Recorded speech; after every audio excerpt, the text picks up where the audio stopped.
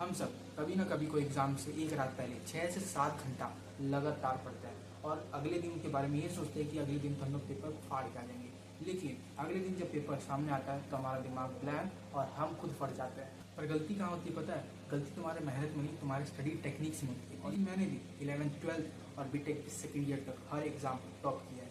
लेकिन अगर तुम इन 3 मिस्टेक्स को इन 3 टेक्निक्स में कन्वर्ट करना सीख गए तो तुम कभी भी कोई एग्ज़ाम फेल नहीं कर पाओगे लिटरल। तो वेलकम टू दिस वीडियो। चलो सबसे पहली मिस्टेक से शुरू करते हैं। हम सबको लगता है अगर कोई भी बुक हम उठाए और उसमें से कोई भी इंपॉर्टेंट पॉइंट्स को अगर हम लोग नियॉन कलर से हाईलाइट कर दिए तो हमारी पढ़ाई हो जाती है। न्यूरो साइंस कहता है कि हाईलाइटर से कोई भी न्यू पॉइंट्स को जो हमको रिमेंबर करना है उसको अगर हम लोग हाईलाइट करते हैं वो हमारी लो यूटिलिटी स्ट्रेटजी और बेकार स्टडीज़ को दिखाती है। क्योंकि कोई भी अगर हाईलाइटेड सेंटेंस को आप दोबारा पढ़ते हो तो वो सेंटेंस रिकॉल नहीं करता, सिर्फ रिकॉग्नाइज करता है। इसीलिए हमें लगता है कि ये तो हाईलाइटेड है, ये तुमको आता ही है। लेकिन जब एग्जाम में क्वेश्चन थोड़ा सा ट्विस्ट होता है हमारा दिमाग ही ट्विस्ट हो जाता है। अब इसे एक स्टडी टेक्निक से हम रिप्लेस कर सकते हैं। कोई भी मुश्किल टॉपिक या कोई भी मुश्किल क्वेश्चन अगर तुम बना ली उसको कैसे भी बनाओ और उसको अच्छे से समझ लो। उसके बाद अपने दोस्त या छोटे भाई बहन को समझा दो। उनको आता हो ना आता हो लेकिन तुमको समझाना है इस तरह कि तुम्हें समझ आ जाए और जहाँ तुम अटके वहाँ तुम्हारा वो वीक पॉइंट है उसे दुआ जाके वापस पढ़ लो, बात खत्म।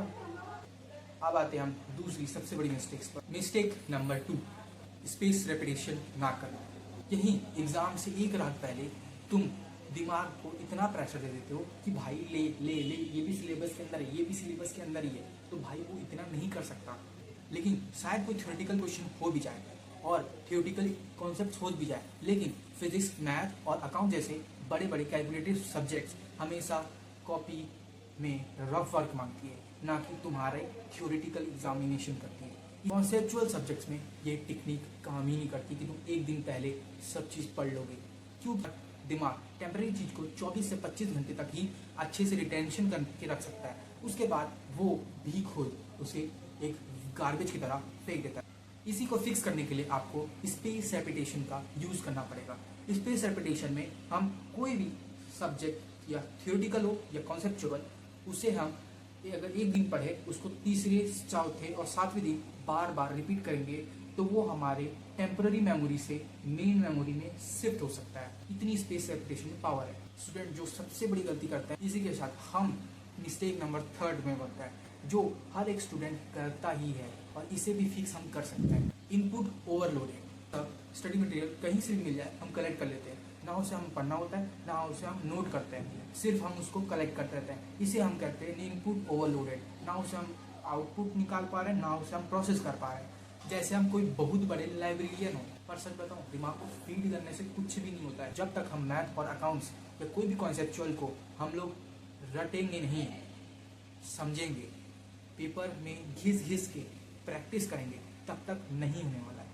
लेकिन इसको हम फिक्स भी कर सकते हैं। फॉलो करो 80-20 करके। 20% टॉपिक को समझने में, उसके कॉन्सेप्चुअल को समझने में लगाते हैं और 80% उसके प्रैक्टिस, प्रॉब्लम सॉल्विंग और उसके वीक पॉइंट्स कहाँ कहाँ हमको दिक्कत आ रही है उसमें लगाते हैं, तो हमारा वो टॉपिक बिल्कुल क्रिस्टल एंड क्लियर हो जाता है। लेकिन मेरे को पता है नई टॉपिक्स और नई स्टडी टेक्निक्स को अपनाने में थोड़ा समय तो लगता है, लेकिन ट्रस्ट में कि तुम्हारा टाइम बिल्कुल आधा कर देगा और मार्क्स तो डबल। मुझे नीचे कमेंट्स बताओ कि आज तक तुम इन 3 गलती में से कौन सी 1 या 2 गलती को फॉलो कर रहे हैं।